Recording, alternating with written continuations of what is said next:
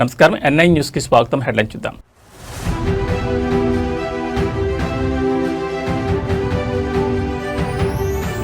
ఢిల్లీలో నీతి Aayog 11వ governing council సమావేశం. ప్రధాని మోడీ అధ్యక్షతన భేటీ.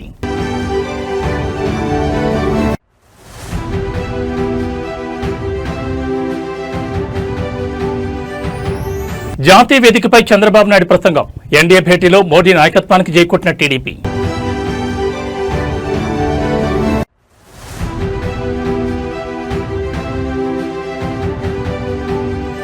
కబ్జాదారులపై సీఎం రేవంత్ రెడ్డి ఉక్కుపాదం. హైదరాబాద్లో అక్రమ కట్టడాల కూల్చివేతలకు పూర్తి మద్దతు.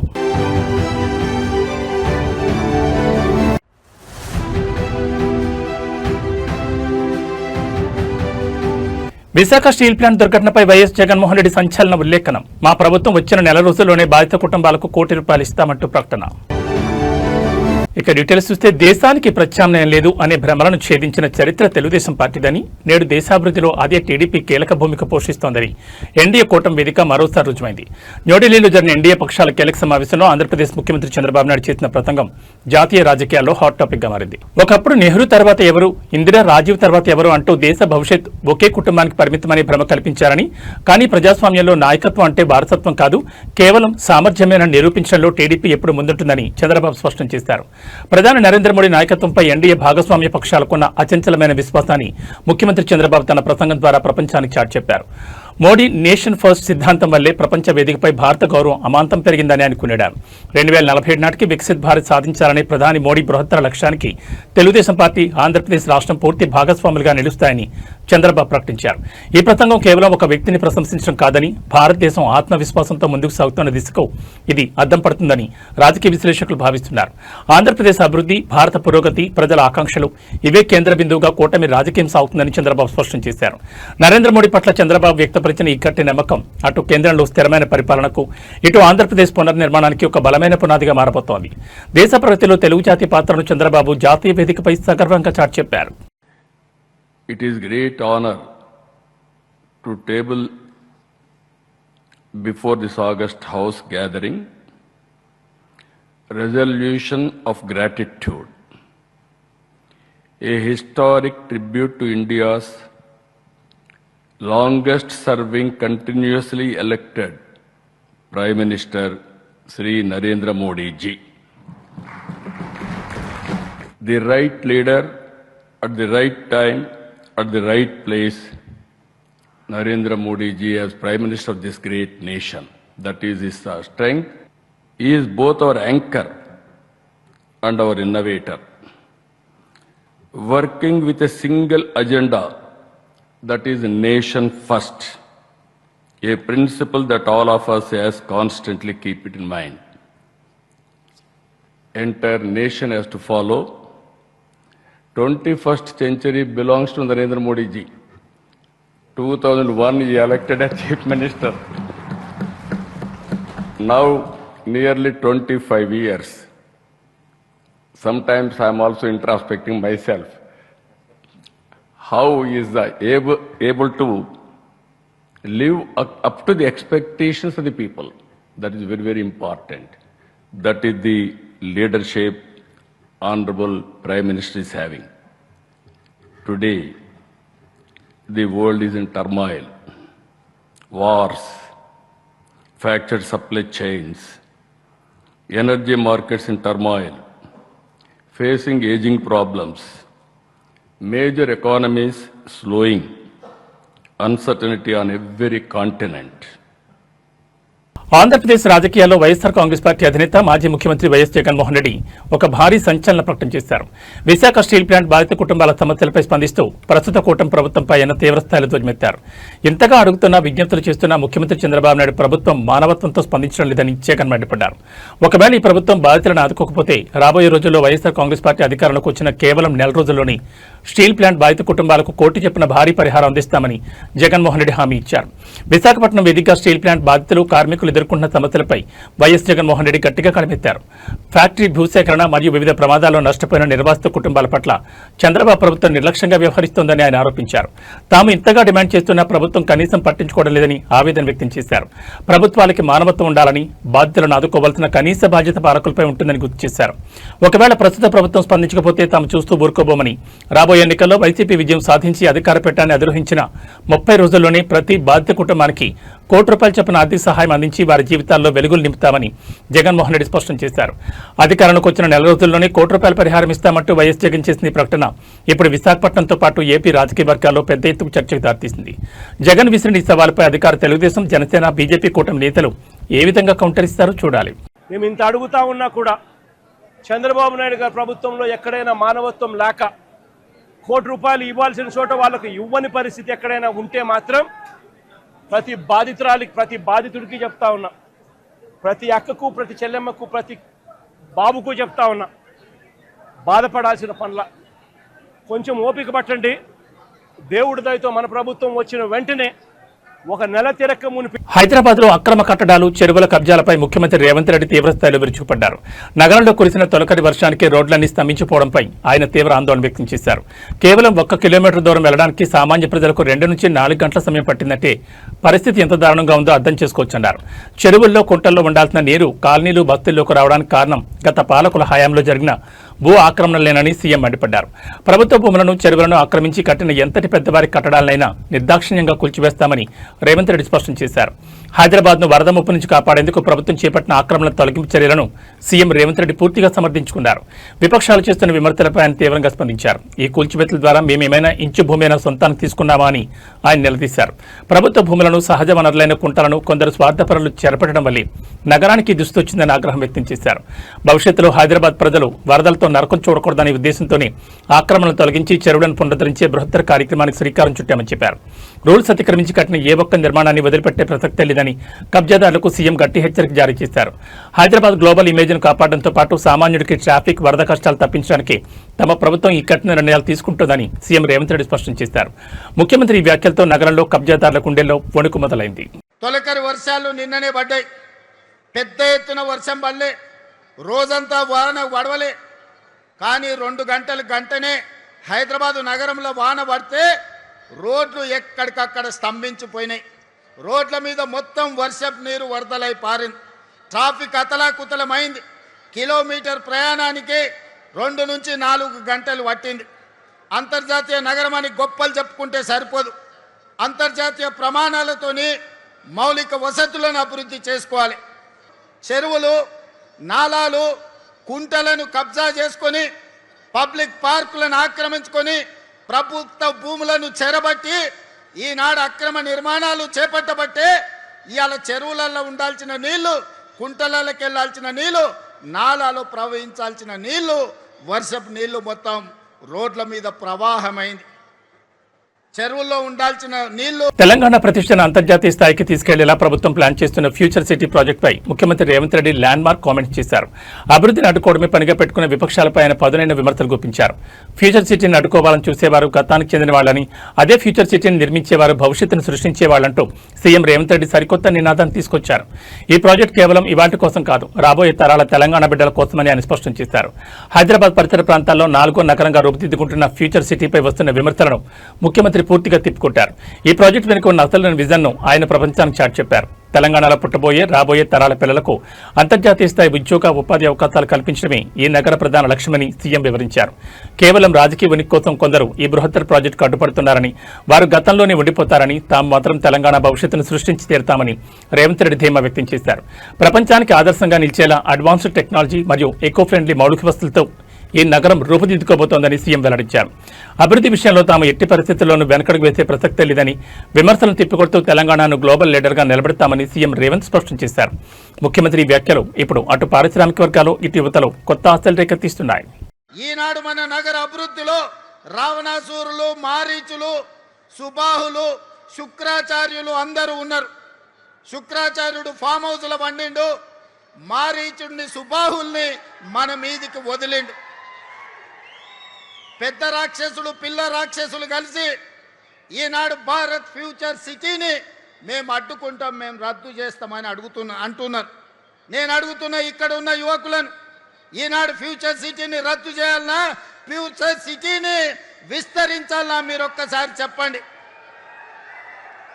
ఈనాడు ఫ్యూచర్ సిటీ మన ఫ్యూచర్కే కాదు, మన పిల్లలు వాళ్ళ పిల్లలు భవిష్యత్ తరాలకు గొప్ప ఫ్యూచర్ను అందించడమే కాదు, భారతదేశానికే కాదు ప్రపంచానికి ఒక దిక్సూచిగా ఒక గొప్ప నగరంగా తీర్చిదిద్దాలి అని ఈనాడు మన ప్రభుత్వం దేశ రాజధాని న్యూఢిల్లీ వేదికగా వికసిత్ భారత్ సాధనల ఏకైక లక్ష్యంగా నీతి ఆయోగ్ 11వ గవర్నింగ్ కౌన్సిల్ సమావేశం అత్యంత ప్రతిష్టాత్మకంగా ప్రారంభమైంది.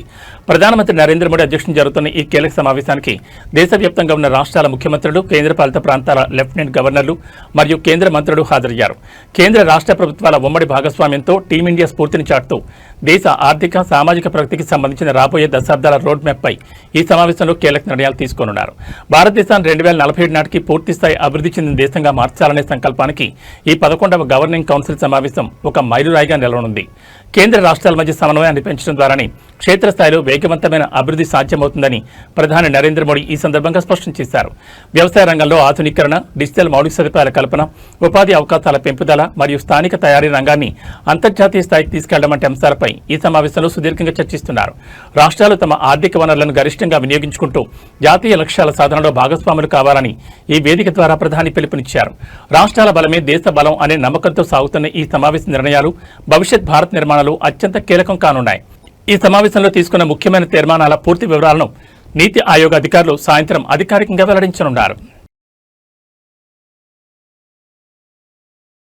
గుంటూరు జిల్లా తెనాలి పట్టణంలో మున్సిపల్ అధికారుల నిర్లక్ష్యపు వైఖరిపై రాష్ట్ర పౌర సరఫరాల శాఖ మంత్రి నాదెండ్ల మనోహర్ తీవ్రస్థాయిలో మండిపడ్డారు.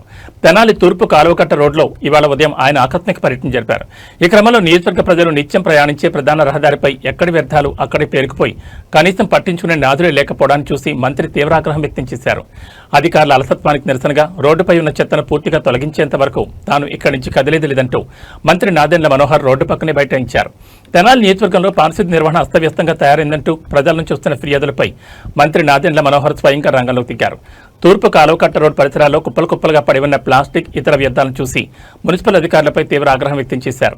మంత్రి స్వయంగా రోడ్డుపై బైఠాయించారనే సమాచారం అందడంతో అప్పటి వరకు నిమ్మకు నీరెత్తినట్లు వ్యవహరించిన తెనాలి మున్సిపల్ యంత్రాంగం ఒక్కసారిగా పరుగులు తీసింది. మున్సిపల్ కమిషనర్, శానిటేషన్ సిబ్బంది భారీగా ట్రాక్టర్లు, జేసీబీలతో రంగంలో దిగి యుద్ధ ప్రాతిపదికన వ్యర్థాలను క్లియర్ చేయడం ప్రారంభించారు. అధికారులు పనులు పూర్తి చేసే వరకు మంత్రి అక్కడే ఉండి పనులను పర్యవేక్షించడం విశేషం. ప్రజల ఆరోగ్యం, పట్టణ పారిశుద్ధ్యం విషయంలో నిర్లక్ష్యం వహిస్తే ఎంతటి అధికారులైనా కఠిన చర్యలు తీసుకుంటామని మంత్రి నాదెండ్ల మనోహర్ హెచ్చరించారు. మంత్రి ఆకస్మిక తనిఖీ మరియు నిరసనతో తెనాలి పట్టణ అధికారులు ఇప్పుడు పొణుకు మొదలైంది.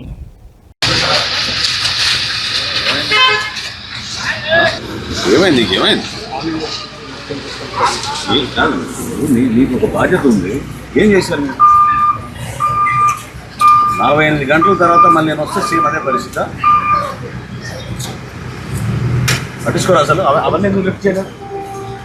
అది టెండర్ బిల్ ఇస్తాను, ఇంజనీరింగ్ సెక్షన్ వాళ్ళు దేని టెండర్ బిల్ ఇస్తారు? లిఫ్ట్ చేయండి టెండర్ బిల్ ఇస్తారా? మాట్లాడాను సార్. ఎవరు చెప్పేది టెండర్ బిల్ వాళ్ళని దాన్ని లిఫ్ట్ చేయడానికి? మన ఓన్ రిసోర్సెస్ తోటి మన ట్రాక్టర్లు, మన జేసీబీతో మనం లిఫ్ట్ చేస్తుందంట. దాని టెండర్ ఏంటి? దానికి ఇంజనీరింగ్ సెక్షన్ వాళ్ళు ఎట్లా? ఎక్కడైనా విన్నావా ఇది? మన ట్రాక్టర్, మన జేసీబీ మనం లిఫ్ట్ చేస్తుంది, దానికి టెండర్ ఏంటి? చేపిస్తాను ఇవాళ మధ్యాహ్నం కాదు, ఇప్పుడు కావాలి నాకు. ఇక్కడే కూర్చుంటాను. ఉత్తరాంధ్ర ముఖ చిత్రాన్ని మార్చేసేలా ప్రతిష్టాత్మకంగా నిర్మాణమవుతున్న అల్లూరు సీతారామరాజు నూతన విశాఖ అంతర్జాతీయ విమానాశ్రయం పనులు దాదాపు చివరి దశకు చేరుకున్నాయి. అయితే విమానాశ్రయం రన్వే, టెర్మినల్ బిల్డింగ్ పనులు చకచకా పూర్తవుతున్న ప్రయాణికులు అక్కడికి చేరుకునేందుకు అవసరమైన రోడ్, మెట్రో కనెక్టివిటీ విషయంలో మాత్రం రాష్ట్ర ప్రభుత్వం ఘోరంగా విఫలమైందనే విమర్శలు వినిపిస్తున్నాయి. కేంద్ర రాష్ట్రాల అధికారంలో ఉన్న డబుల్ ఇంజన్ కూటమి ప్రభుత్వం ఎయిర్పోర్టుకు సంబంధించిన కనెక్టివిటీ పనులను గాలి కుదిరేసిందంటూ విపక్షాలు మరియు స్థానికులు మండిపడుతున్నారు. భోగాపురం అంతర్జాతీయ విమానాశ్రయం నుంచి విమాన సర్వీసులు ప్రారంభించడానికి గడువు సమీపిస్తోంది. రన్వే పనులు, టెక్నికల్ ఇన్స్టాలేషన్లు దాదాపు పూర్తి కావచ్చాయి. కానీ విశాఖపట్నం నగరం నుంచి సుమారు 40 కిలోమీటర్ల దూరంలో ఉన్న ఈ విమానాశ్రయానికి ప్రయాణికులు ఎలా చేరుకుంటారనేది ఇప్పుడు $1 మిలియన్ ప్రశ్నగా మారింది. గతంలో ప్రతిపాదించిన విశాఖ మెట్రో రైల్ ప్రాజెక్టు పనులు అంగుళం కూడా ముందు కాపాడలేదు. అటు ఎయిర్పోర్టుకు సులభంగా చేరుకోవడానికి ప్లాన్ చేసిన iconic beach road corridor project కానీ ట్రాఫిక్ ఇబ్బందులు లేకుండా నిర్మించాల్సిన ఫ్లైఓవర్ల పనులు కానీ కనీసం టెండర్ల దశను కూడా దాటలేదు. కేంద్రం నుంచి వేల కోట్ల నిధులు తెస్తామని చెప్పిన కూటమి ప్రభుత్వం ఈ మౌలిక వసతుల కల్పనలో చేతులెత్తేయడం పట్ల తీవ్ర అసంతృప్తి వ్యక్తమవుతోంది.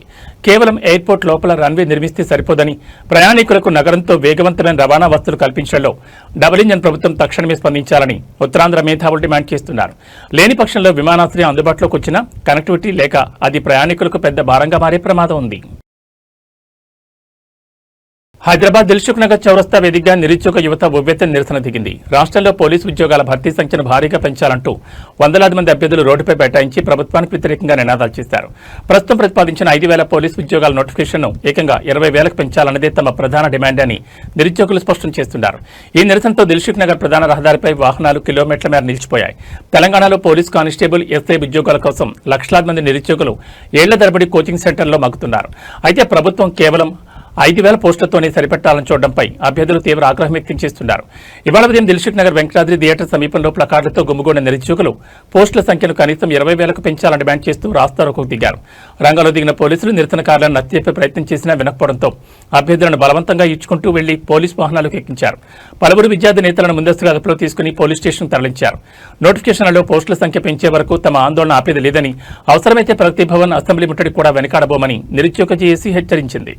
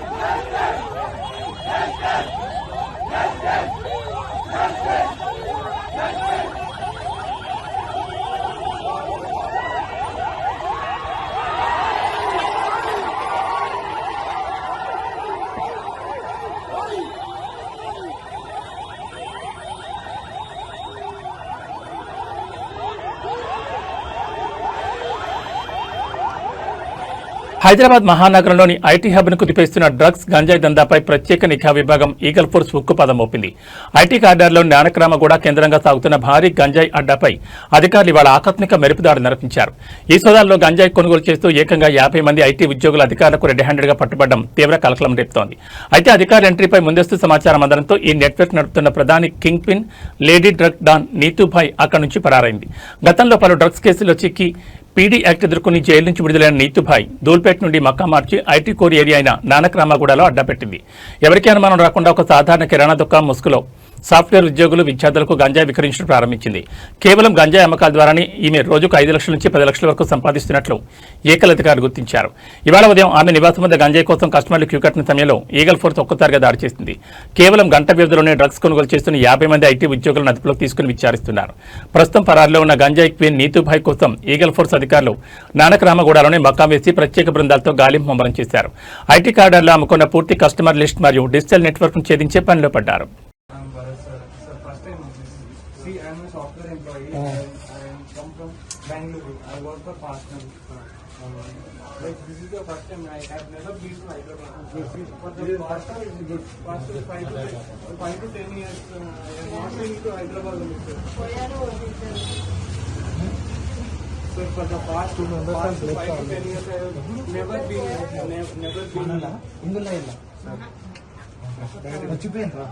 Sir, I happen to sir, I am Wangala Bharat. My father is an advocate. From Nizam. We are from Nizamabad. My mother is. భారత ఇంధన రంగంలో ఒక క్రేజీ అప్డేట్ చోటు చేసుకుంది. భవిష్యత్ ఇంధనంగా మారుతున్న ఇథనాల్ బ్లెండింగ్ ను మరింత వేగవంతం చేసేందుకు కేంద్ర ప్రభుత్వం కీలక నిర్ణయం తీసుకుంది. అధిక శాతంలో ఇథనాల్ మిక్స్ చేసిన పెట్రోల్పై ఎక్సైజ్ డ్యూటీలను పూర్తిగా ఎత్తేస్తున్నట్లు ప్రకటించింది. దేశంలో ఇప్పటికే విజయవంతమైన E20 లక్ష్యాన్ని అందుకోవడంతో పాటు సరికొత్తగా E85 ను లాంచ్ చేసిన నేపథ్యంలో ఈ క్లీన్ ఫ్యూయల్ కు ఉన్న అన్ని రకాల ఆర్థిక అడ్డంకులను తొలగించాలని కేంద్రం డిసైడ్ అయింది. దేశంలో కాలుష్యాన్ని తగ్గించడంతో పాటు భవిష్యత్తులో 100% ఇథనాల్ బ్లెండింగ్ దిశగా భారత్ను తీసుకెళ్లడమే కేంద్రం యొక్క ప్రధాన వ్యూహం. ఈ ఎక్సైజ్ డ్యూటీ రద్దు బోర్డు నిర్ణయం వల్ల ఇథనాల్ ఇంధనం సామాన్యుడికి మరింత చౌకగా అందుబాటులోకి రానుంది. తద్వారా విదేశాల నుంచి దిగుమతి చేసుకుని క్రూడ్ ఆయిల్ భారం తగ్గి అంతర్జాతీయ మార్కెట్లో చమురు ధరల ఒడిదుడుకుల నుంచి మన ఎకానమీని కాపాడుకోవచ్చని కేంద్రం భావిస్తోంది. అంతేకాదు బయోఫ్యూయల్ అయిన ఇథనాల్ తయారీకి చెరకు, పాడైపోయిన ధాన్యాలను ఎక్కువగా వాడుతుండటంతో ఈ నిర్ణయం వల్ల దేశంలోని కోట్ల మంది రైతుల ఆదాయం కూడా భారీగా పెరగనుంది. మొత్తానికి పెట్రోల్ ధరల బారి నుంచి సామాన్యులకు ఉపశమనం ఇస్తూనే పర్యావరణానికి మేలు చేసే గ్రీన్ ఎనర్జీ దిశగా కేంద్ర ప్రభుత్వం వేస్తున్న అడుగులు భవిష్యత్తును మార్చేయబోతున్నాయి.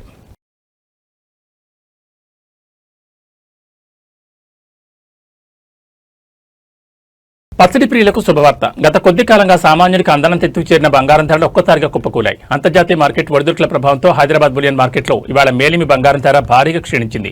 10 గ్రాముల 24 క్యారెట్ల మేలిమి బంగారంపై ఏకంగా 2,130 రూపాయలు తగ్గడంతో ప్రస్తుతం ఇది 1,45,640 మార్కు చేరింది. కేవలం 2 రోజుల వ్యవధిలోనే పచ్చడి ఏకంగా 7,520 రూపాయల మేర పతనం కావడం మార్కెట్ వర్గాలను ఆశ్చర్యపరుస్తోంది.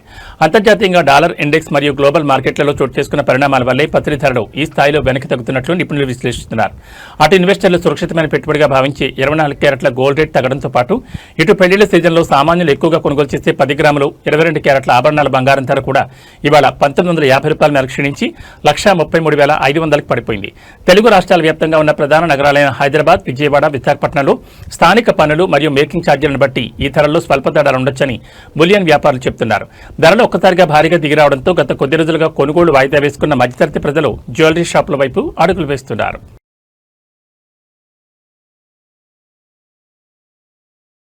తెలుగు రాష్ట్రాల ప్రజలకు వాతావరణ శాఖ అత్యంత కీలకమైన హెచ్చరిక జారీ చేసింది. ముఖ్యంగా హైదరాబాద్ నగరవాసులకు ఒక బిగ్ అలర్ట్. ఇవాళ అర్ధరాత్రి 12 గంటల తర్వాత నగరంలో ఉరుములు మెరుపులతో కూడిన భారీ నుంచి అతి భారీ వర్షం కురిసే అవకాశం ఉందని అధికారులు వెల్లడించారు. ఐటీ కారిడార్తో పాటు ప్రధాన సెక్టార్ల ప్రజలు అప్రమత్తంగా ఉండాలని స్పష్టం చేశారు. అటు ఆంధ్రప్రదేశ్లోని విజయవాడను ఇప్పటికే వర్షం ముంచెత్తింది. అక్కడ రికార్డు స్థాయిలో 10.2 సెంటీమీటర్ల వర్షపాతం నమోదు కావడంతో కృష్ణా జిల్లా చలమైంది. ముందుగా భాగ్యనగర్ విషయానికి వస్తే వాతావరణ శాఖ తాజా బులెటిన్ ప్రకారం అర్ధరాత్రి దాటిన తర్వాత నగరంలోని గచ్చిబౌలి, పటాన్చెరు, కూకట్పల్లి, మియాపూర్, మణికొండ తదితర ప్రాంతాల్లో క్లౌడ్ బరస్ట్ తరహాలో భారీ వర్షాలు పడే ఛాన్స్ ఉంది. అత్యవసర పరిస్థితులు మినహా రాత్రి సమయంలో ఎవరూ ఇళ్ల నుంచి బయటకు రావద్దని మున్సిపల్ అధికారులు సూచిస్తున్నారు. ఇక అటు ఏపీలో విజయవాడ నగరం వానదెబ్బకు విలవిల్లాడుతోంది. నిన్న రాత్రి నుంచి కురిసిన కొండపోత వానకు ఎనికేపాడు నేషనల్ హైవే పూర్తిగా జలమయమైంది. మోకాళ్ల లోతు నీరు చేరడంతో వాహనదారులు నరకం చూశారు. ఇటు గుడివాడ ఆర్టీసీ బస్టాండ్ ప్రాంగణం కూడా పూర్తిగా నీట మునిగి చెరువును తలపిస్తోంది.